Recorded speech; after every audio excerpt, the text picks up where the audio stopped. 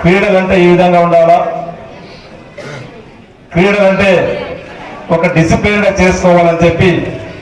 అందరికీ మార్గదర్శనం చూపించినటువంటి మీకందరూ కూడా మార్గదర్శనం చూపించడానికి సహకరించిన మీకందరూ కూడా మనస్ఫూర్తిగా ధన్యవాదాలు తెలుపుకుంటూ, ఈ రోజుల్లో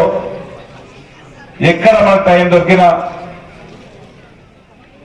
ఏ వాట్సాప్ గ్రూప్లలోనో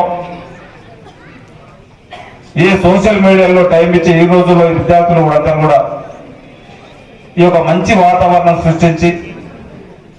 క్రీడలో కూడా రాణించాలి, క్రీడలో కూడా మనం పార్టిసిపేట్ కావాలని చెప్పి మీరందరూ కూడా పార్టిసిపేట్ అయినందుకు,